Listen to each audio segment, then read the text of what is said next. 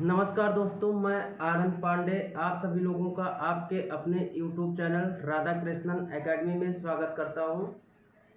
हम जो है अभी तक एटॉमिक स्ट्रक्चर के बारे में पढ़ रहे थे और एटॉमिक स्ट्रक्चर में जो है हम लोगों ने जो पढ़ा था उसमें डाल्टन का परमाणु मॉडल जो सबसे पहले 1808 ईस्वी में आया था। उसके बाद में जो है थॉमसन परमाणु मॉडल या उसी को जो है तरबूज मॉडल भी कहते हैं, इसके बारे में भी देख लिया था। तो डाल्टन परमाणु मॉडल में डाल्टन की जो एक बात सही थी वो ये सही थी कि कोई भी जो यौगिक बनते हैं वो तत्वों के निश्चित परमाणुओं के निश्चित मात्रा के अनुपात के कारण ही जो है वो यौगिक बनते हैं। और दूसरी चीज़ ये है कि जो थॉमसन का परमाणु मॉडल था, थॉमसन का परमाणु मॉडल में ये था कि जो परमाणु होता है वो विद्युत उदासीन होता है, परमाणु विद्युत उदासीन होता है। उसके बाद में जो है रदरफोर्ड ने अपना परमाणु मॉडल दिया था और उन्होंने ये बताया था कि जो परमाणु वो नाभिक होता है वो दो भागों से मिलकर बना होता है। पहला जो है जो परमाणु होता है वो दो भागों से मिलकर बना होता है। पहला जो है नाभिक और दूसरा है नाभिक के चारों ओर का खाली क्षेत्र, ठीक। और इसके साथ ही उन्होंने ये भी बताया था कि जो इलेक्ट्रॉन्स होते हैं उस खाली क्षेत्र में जो है परमाणु के नाभिक के चारों ओर वृत्ताकार पथ पे परिक्रमा करते हैं, ठीक। उसके बाद में हम लोगों ने जो है नील बोर का जो है सिद्धांत देखा था, नील बोर का परमाणु मॉडल देखा था। और नील बोर ने ये बताया था कि जो परमाणु इलेक्ट्रॉन्स होते हैं, इलेक्ट्रॉन्स सभी मतलब जगह पे कक्षा में जो है वो परिक्रमा नहीं करते, वो नियत जो है कक्षा में नियत एक वृत्ताकार मार्ग पे जो है परिक्रमा करते हैं, जहाँ पे इलेक्ट्रॉनों की वेग तथा उसकी एनर्जी जो है वो कांस्टेंट रहती है, नियत रहती है। उस जगह से जो है वो परिक्रमा करते हैं और इनको जो है उस जगह को हम कोष कहते हैं, यानी जो है सेल कहते हैं, ठीक। और उन्होंने चार कोष बताया था कि KLMN जो है चार प्रकार के कोष बताए थे जो है। इसके बाद जो है हम लोगों को देखना है मॉडर्न एटॉमिक नंबर, ठीक।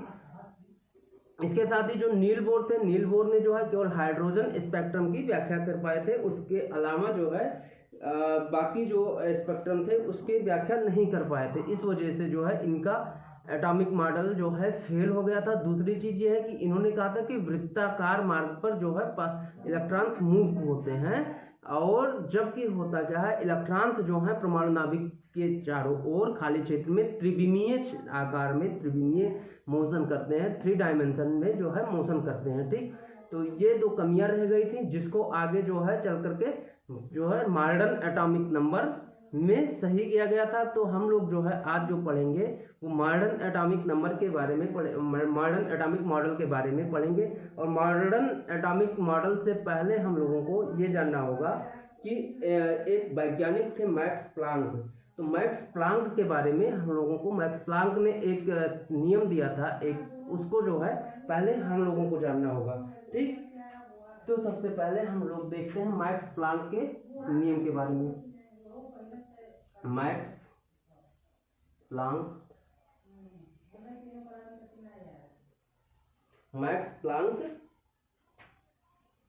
Concept,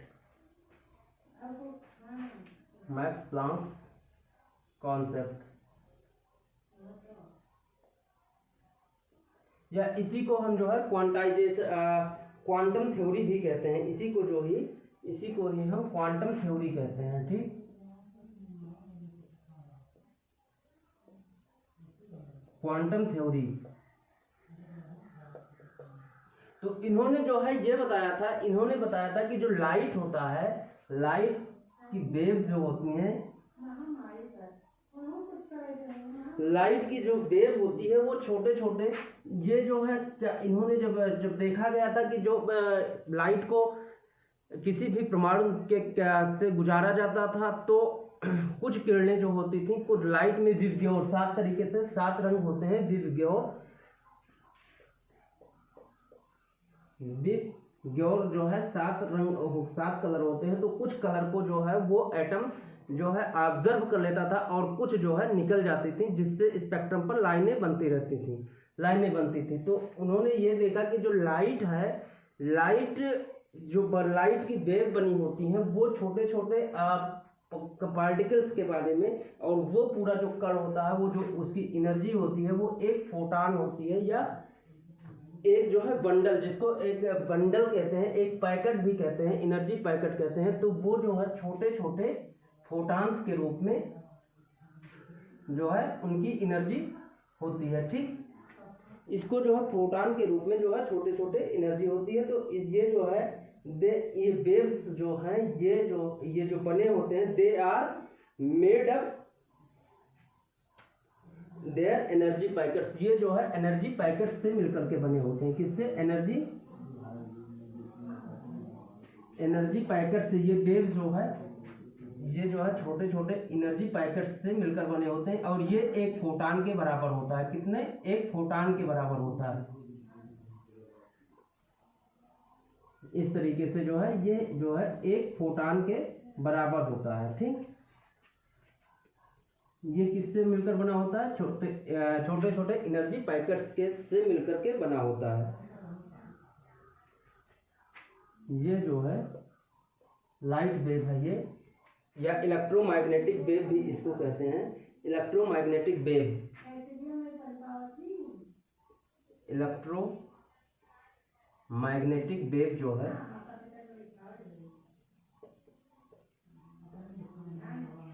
electromagnetic wave. ठीक, और ये किससे बना होता है? ये जो लाइट की इलेक्ट्रोमैग्नेटिक वेव जो होती है ये छोटे छोटे जो है एनर्जी बंडल से मिलकर के बना होता है। ये छोटे छोटे एनर्जी बंडल से या पैकेट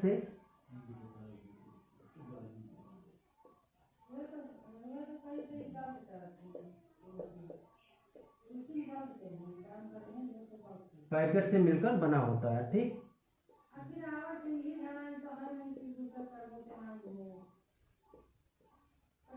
ठीक है।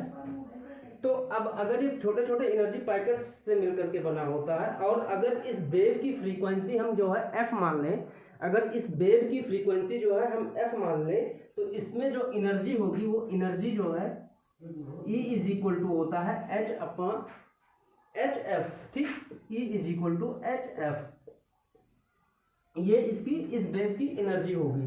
ठीक, जहां पे H जो है प्लांक कांस्टेंट है, और जिसकी वैल्यू हमने पहले भी बता रखा है कि 6.6236 जो है, जहां पे जो है H जो है, जहां पे अगर F जो है फ्रीक्वेंसी अगर मान लें इस वेव की जो है, इस वेव की फ्रीक्वेंसी f मान लें, तो एनर्जी जो है वो क्या हो जाएगी? E जो है एनर्जी है, तो H क्या होगा? H क्या हो जाएगा? H जो है ये प्लांक कांस्टेंट है। H जो है प्लांक कांस्टेंट है, और जो हमने इससे पहले बता रखा था कि इसकी वैल्यू होती है 6.626 into 10 to the power -34 joule second होता है। क्या? -34 जूल सेकंड, ये इसकी वैल्यू होती है। अब अगर हम जो है उसके फ्रीक्वेंसी में प्लांक कांस्टेंट से मल्टीप्लाई करा दें, तो इसकी एनर्जी निकल आएगी किसी भी लाइट वेव की। और एक चीज देखते हैं इसके अलावा, अगर हम इसको इक्वेशन नंबर 1 मान लें, अगर हम इसको जो है इक्वेशन नंबर 1 मान लें, और इसी चीज को देखें यहाँ पे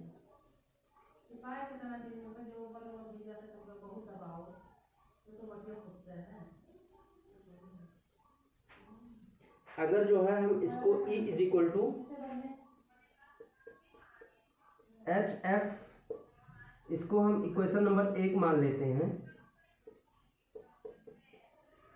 ठीक, तो अब हम देखते हैं कि अगला जो है एक इलेक्ट्रोमैग्नेटिक वेव जो है EMF, इलेक्ट्रोमैग्नेटिक वेव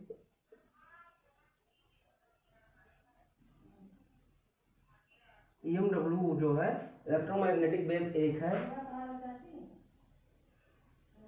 ठीक। एक इलेक्ट्रोमैग्नेटिक वेव है जिसकी जो है वेग वेलासिटी जो है वो v है, मान लेते हैं जो इसकी वेलासिटी है वो v है, और इसकी जो है इसकी फ्रीक्वेंसी f है, और इसका जो तरंगदैर्घ्य है वेवलेंथ जो है, इस वेव की जो लेंथ है वो मान लेते हैं लैम्डा है, और इसकी जो फ्रीक्वेंसी है वो f मान लेते हैं। क्या इसकी जो फ्रीक्वेंसी है वो f मान लेते हैं। तो एनर्जी क्या हो जाएगी, एनर्जी तो जो है इसकी जो है वेव क्या होगी, इसकी वेग जो होगी v इक्वल टू जो हो जाएगी v equal to f lambda, ठीक। जहां पे इसकी वेलोसिटी, इस तरंग की जो वेलोसिटी है वो v हो जाएगी, v क्या है, v वेलोसिटी है,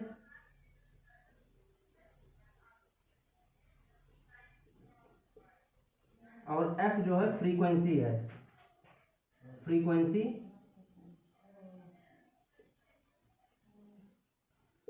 और लैम्डा जो है वो वेवलेंथ है।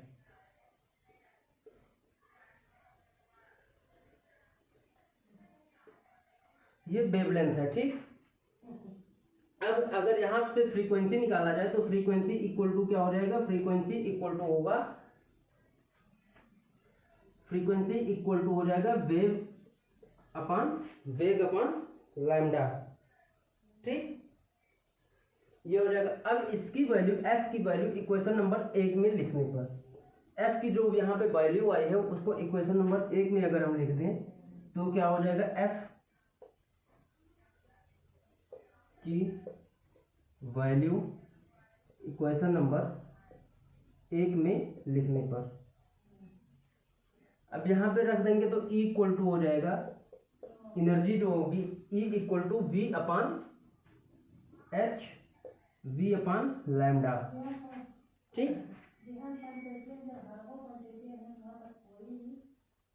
क्योंकि जो इलेक्ट्रोमैग्नेटिक वेव की वेलोसिटी होती है, इलेक्ट्रोमैग्नेटिक वेव की जो वेलोसिटी होती है, इसका जो वेग होता है वो प्रकाश के चाल के बराबर होता है, ठीक है। इलेक्ट्रोमैग्नेटिक वेव की जो वेलोसिटी होती है, क्योंकि की वेलोसिटी प्रकाश के चाल के बराबर होती है, ठीक, लगभग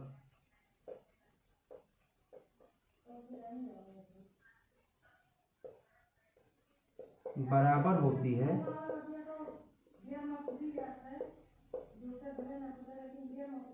तो एनर्जी क्या हो जाएगा, E इक्वल टू हो जाएगा H अपान C लैम्डा। ये हो जाएगा इक्वेशन जो है एनर्जी निकालने का। तो अगर किसी भी वेव की, इलेक्ट्रोमैग्नेटिक वेव की अगर उसकी लेंथ दी हुई है तो इससे जो है हम उसकी एनर्जी निकाल सकते हैं, ठीक, इस फार्मूले से। और ये इस फार्मूले से जो है अकॉर्डिंग टू दी प्लांक जो है, प्लांक ने ये बताया था कि जो वेव होता है, जो लाइट की वेव होती है, वो जो है एक कण के भांति व्यवहार करता है, एक कण के भांति जो है व्यवहार करता है लाइट की वेव जो होती है, ठीक। इसके बाद जो है मैक्स प्लांक ने ये बताया कि जो लाइट होता है, अकॉर्डिंग टू मैक्स प्लांक जो है, अकॉर्डिंग टू मैक्स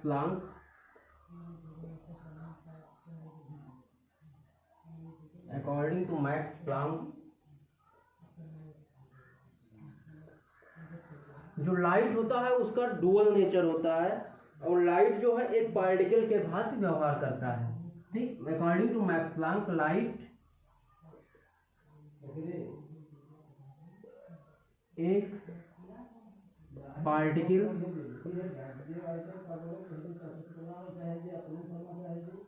की तरह व्यवहार करता है, ठीक।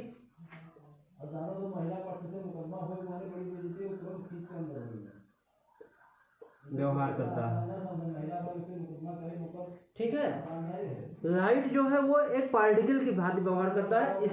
ये स्टेटमेंट जब उन्होंने दिया तो इसके बाद जो है जितनी भी थ्योरीज थी एटॉमिक स्ट्रक्चर की या जितनी भी थ्योरीज थी उसमें काफ़ी ज़्यादा रेवोल्यूशन आया और जो है चीज़ें बदल दी गई। तो अब लाइट पार्टिकल के भांति व्यवहार करता है, तो लाइट जब पार्टिकल की भांति व्यवहार करता है और एक वेव की तरह भी व्यवहार करता है, तो लाइट का कौन सा नेचर हुआ? लाइट का जो नेचर हुआ वो डुअल नेचर हुआ। तो dual nature of light, light की जो है डुअल नेचर हुआ। तो dual nature of light, dual nature of light,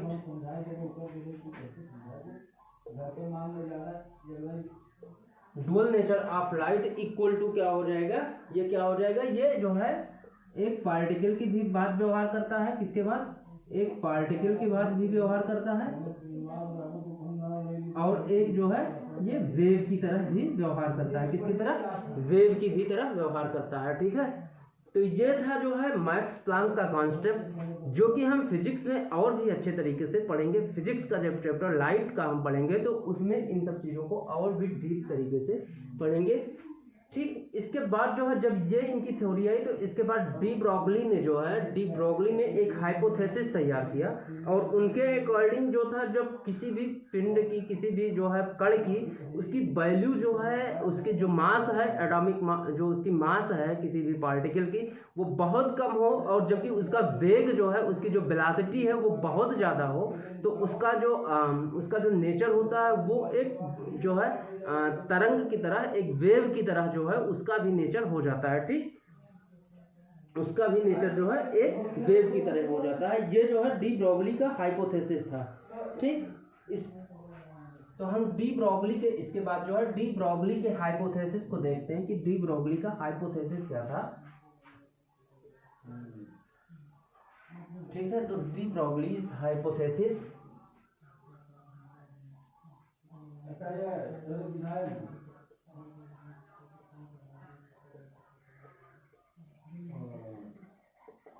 de Broglie hypothesis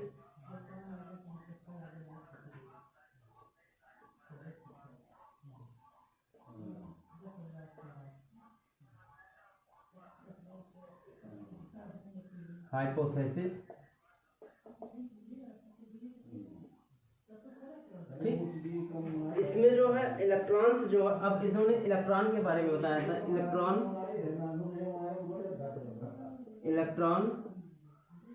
electron की जो मास होती है वो कितनी होती है? इलेक्ट्रॉन की जो मास है वो इलेक्ट्रॉन की mass 9.1 into 10 to the power minus 31, 9.1 into 10 to the power minus 31 kg, इतना जो है इनका एटॉमिक मास है इसका। जबकि इलेक्ट्रॉन की जो वेलोसिटी है, इसकी वेलोसिटी जो है,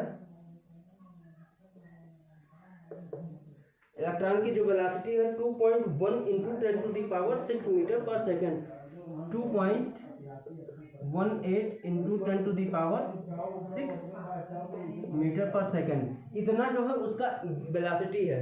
ठीक, ये चीज जब देखा गया तो ये जो है इसकी मास जो है, इसकी भार जो है, इलेक्ट्रॉन का द्रव्यमान जो है वो बहुत ही कम है, जबकि इसका जो है इलेक्ट्रॉन का वेग जो है वो बहुत तेज है, तो जिससे ये जो है एक तरंग की तरह जो है व्यवहार करता है। इसमें जो है डेविएशन और जर्मर ने जो है एक एक्सपेरिमेंट किया था इन्होंने। इसमें देखा था कि ये जो इलेक्ट्रॉन्स के कण जो है, इलेक्ट्रॉन्स जो है वो डिफ्रैक्शन यानी उसका जो है विवर्तन होता है। ठीक है, जो इन्होंने देखा था, किसने देखा था? डेविएशन और जर्मर नामक वैज्ञानिक ने इस पे एक एक्सपेरिमेंट किया था। उसमें इन्होंने देखा था कि पार्टिकल का इलेक्ट्रॉन्स जो है उनका विवर्तन होता है, जिससे जो इलेक्ट्रॉन्स होते हैं वो डुअल नेचर के होते हैं। क्या? इलेक्ट्रॉन्स जो है वो डुअल नेचर के होते हैं। इलेक्ट्रॉन्स डुअल नेचर के होते हैं। ठीक, कौन कौन से? एक जो है वेव, इसका जो एक नेचर होता है वेव की तरह भी व्यवहार करता है और एक पार्टिकल की तरह भी व्यवहार करता है। ठीक है, किसकी तरह, पार्टिकल की तरह भी व्यवहार करता है इलेक्ट्रॉन। अब मान लेते हैं कि ये अब इलेक्ट्रॉन अगर एक वेव है, ठीक, इलेक्ट्रॉन अगर एक वेव है तो इसका तरंग दैर्ध्य क्या होगा, इसकी जो है तरंग दैर्ध्य क्या होगी, तो इलेक्ट्रॉन इसकी तरंग दैर्ध्य क्या होगी, तो इलेक्ट्रॉन की तरंग दैर्ध्य,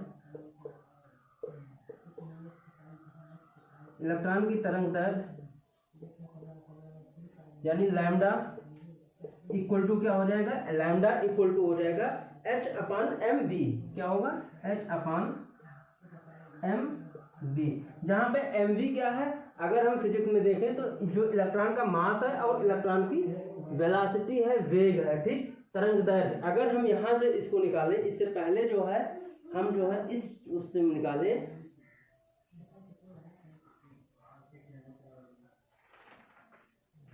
ठीक, इलेक्ट्रॉन का जो इलेक्ट्रॉन की तरंग दैर्ध्य क्या हो जाएगी, h/mv, ठीक है। तो अब इसकी जो है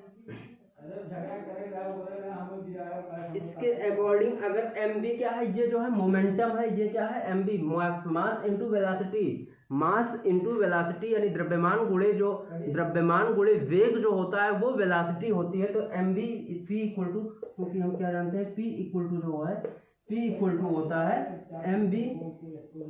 अब यहाँ पे हम लैम्डा की mv की वैल्यू रख दें तो लैम्डा इक्वल टू हो जाता है h/p, ये है इलेक्ट्रॉन की तरंग दैर्ध्य का फार्मूला, h/p जो है इलेक्ट्रॉन की तरंग दैर्ध्य का फार्मूला है। अब हम जो है इस पर एक सवाल, एक जो है न्यूमेरिकल सॉल्व करते हैं, जो यूपी-टीजीटी, इस पर जो है हम एक न्यूमेरिकल सॉल्व करते हैं जो यूपी-टीजीटी में पूछा गया था। इस पर जो एक न्यूमेरिकल हम सॉल्व करते हैं जो यूपी-टीजीटी में पूछा गया था, और ये बहुत ही इंपॉर्टेंट क्वेश्चन है।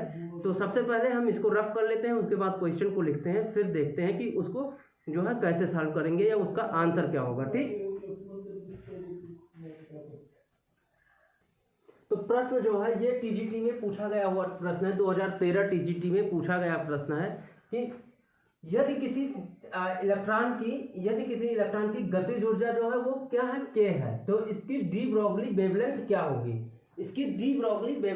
होगी, इसको हमें बताना है, ठीक है। यदि किसी इलेक्ट्रॉन की गतिज ऊर्जा k है तो इसकी डी ब्रोगली वेवलेंथ क्या होगी, इसको हमें बताना है। तो इसके लिए हमारे पास दिया हुआ है, इसकी काइनेटिक एनर्जी दी हुई है।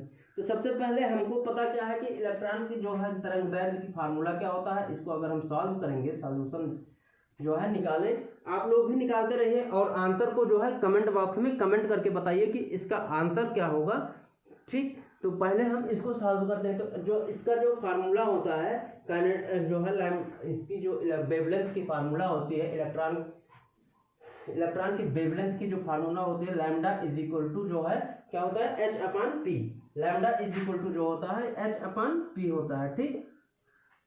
अब काइनेटिक एनर्जी जो है, काइनेटिक एनर्जी के फॉर्म में जो है हम उसको संवेग के फॉर्म में, जो संवेग होगा मोमेंटम के फॉर्म में, उसकी जो फार्मूला होता है वो होता है कि P is equal to kinetic energy K equal to होता है p²/2m, ठीक। ये फार्मूला होता है। इस फार्मूले को हम यहाँ पे रखेंगे। तो हम पहले रखते हैं कि K इक्वल टू क्या है, K इक्वल टू p²/2m, ठीक। K इक्वल टू p²/2m, ठीक। तो अगर हम p² निकालें तो p² इक्वल टू हो जाएगा 2km या 2mk, ठीक, 2km, इसको ऐसे लिख देते हैं 2mk, ठीक। अब p इक्वल टू क्या हो जाएगा, p इक्वल टू हो जाएगा √2mk। p की वैल्यू अब हम जो है इसको इक्वेशन नंबर अगर 1 मान लें, तो p की वैल्यू, जो वैल्यू है इक्वेशन नंबर 1 में रखने पर, अब हम इसकी वैल्यू जो है इक्वेशन नंबर 1 में अगर हम रख दें तो क्या होगा, देखते हैं रख के। तो क्या हो जाएगा, lambda is equal to lambda is equal to H upon lambda is equal to H upon under root 2m_k। ठीक, ये जो है इसकी काइनेटिक एनर्जी जो है, इसका जो वेवलेंथ हो जाएगा काइनेटिक एनर्जी के फॉर्म में। तो इस तरीके से हम इस क्वेश्चन को सॉल्व कर सकते हैं कि इसका काइनेटिक एनर्जी क्या होगा। इसका काइनेटिक एनर्जी अब क्या होगा, lambda is equal to H upon under root 2m_k। ये क्वेश्चन कितने लोगों ने जो है इसको सॉल्व करने से पहले सही सही सॉल्व किया, कमेंट बॉक्स में कमेंट करके आप सभी लोग जरूर बताएं। और यदि आप लोगों को ये वीडियो पसंद आ रही हो तो आप सभी लोग वीडियो को लाइक करें, शेयर करें और हमारे चैनल को सब्सक्राइब करें। ठीक, इसके बाद जो है अब ये क्वेश्चन आप लोगों को जरूर समझ में आ गया होगा। एक बार हम चलिए फिर से देख लेते हैं क्योंकि ये क्वेश्चन बहुत ही इंपॉर्टेंट है।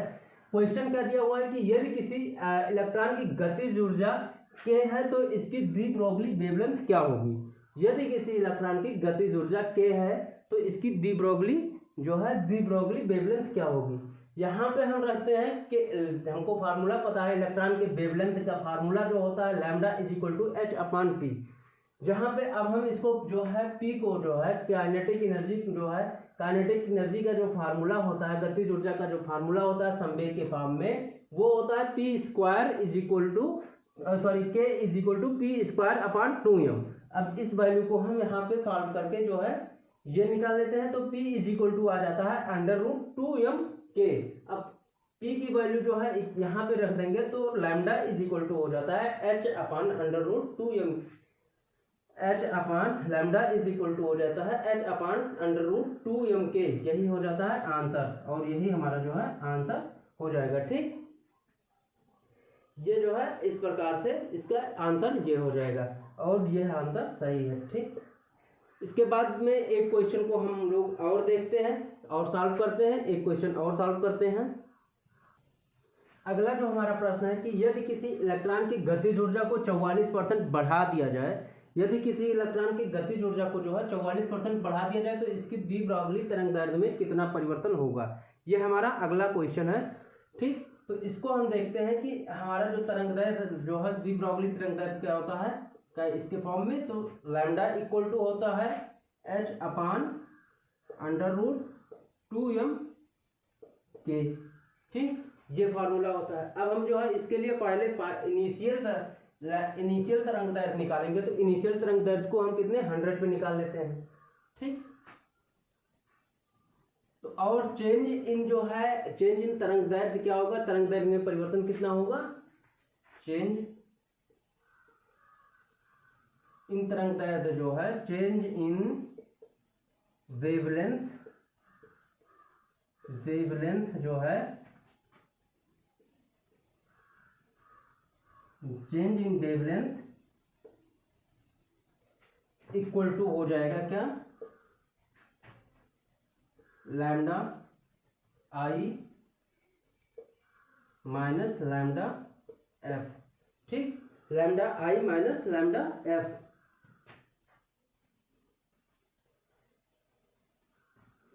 ठीक, क्यों ये होगा, क्योंकि जो है जो चेंज होगा वो इनिशियल से डिफरेंस दोनों के बीच का निकालना है। अब हमें पहले लैम्डा आई निकालना होगा तो लैम्डा आई इक्वल टू क्या हो जाएगा, हमको जो है पहले लैम्डा आई निकालना है यानी इनिशियल जो है निकालना है। तो इनिशियल 100 पे मान लेते हैं तो 100 क्या हो जाएगा h अपान हो जाएगा h upon under root 2m100।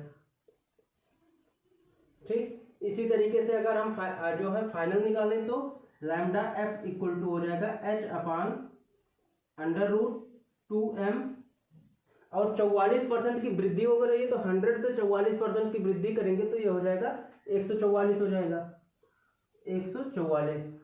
अब इसको हम अगर सॉल्व करें, इसको अगर हम सॉल्व करते हैं तो फिर क्या हो जाएगा, यहाँ पे से 2 कॉमन अंडर रूट 2m दोनों से कॉमन ले लेंगे तो चेंज कितना हो जाएगा, दोनों को अगर माइनस करें तो क्या हो जाएगा, अगर lambda I minus lambda F कितना होगा इक्वल टू जो है हो जाएगा हमारा h upon under root 2m 100 minus h upon √2m 144, ठीक, ये हो जाएगा। अब यहाँ से √h/√2m यहाँ भी है, √2m यहाँ पे भी है, तो इन दोनों को अगर हम कॉमन ले लेते हैं तो क्या बचेगा, h/√2m अगर हम कॉमन ले लिए तो यहाँ से बच रहा है 1/√100 माइनस 1/√144,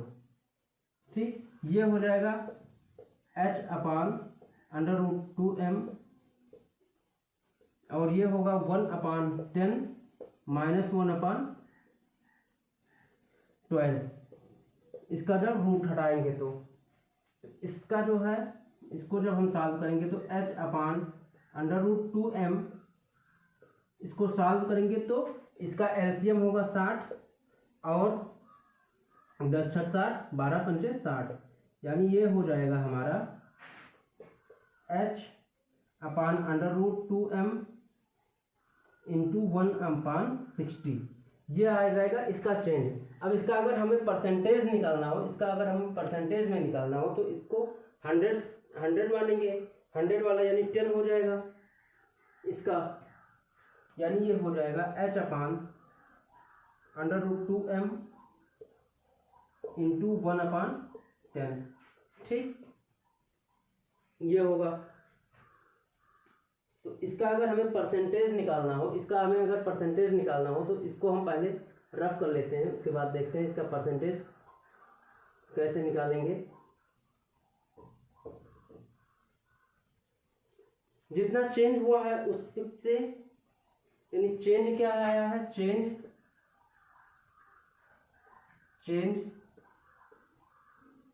अपॉन इनिशियल वैल्यू क्या थी इंटू 100, तो चेंज क्या हुआ है, h/√2m इंटू 1/60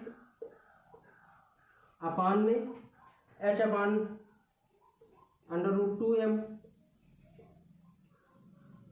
इंटू 1/10 इंटू जो है 100 हो जाएगा, ठीक, यहाँ से h/2m जो है कैंसिल हो जाएगा, यहाँ से 0 कैंसिल हो जाएगा, तो बचेगा क्या, 1/6 इंटू 100, यानी ये हो जाएगा। अगर इसको हम डिवाइड करें तो कितना होगा, 16 छक्का 96, यानी 16 जो है, और उसके बाद में बचेगा 4.66%।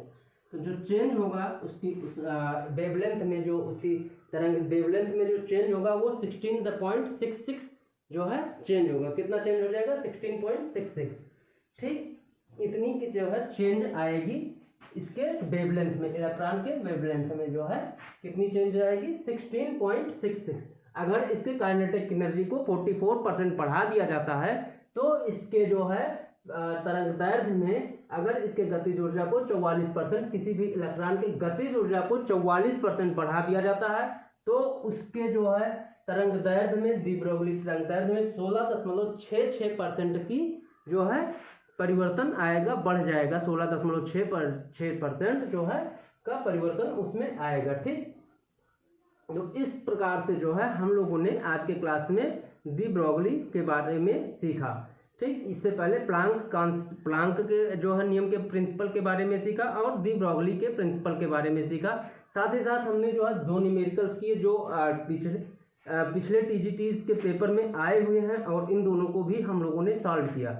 आगे जो है अगली कक्षा में हम लोग जो है अगली कक्षा में हम लोग पढ़ेंगे कि मॉडर्न एटॉमिक मॉडल के बारे में नेक्स्ट क्लास में पढ़ेंगे। आप सभी लोगों को ये क्लास कैसी लगी, आप सभी लोग जो है कमेंट बॉक्स में कमेंट करके हमको ज़रूर बताएं। और यदि क्लास अच्छी लगी हो तो जो है वीडियो को लाइक करें, शेयर करें और हमारे चैनल को जो है सब्सक्राइब, यदि पहली बार जुड़े हैं तो हमारे चैनल को सब्सक्राइब कीजिए। धन्यवाद।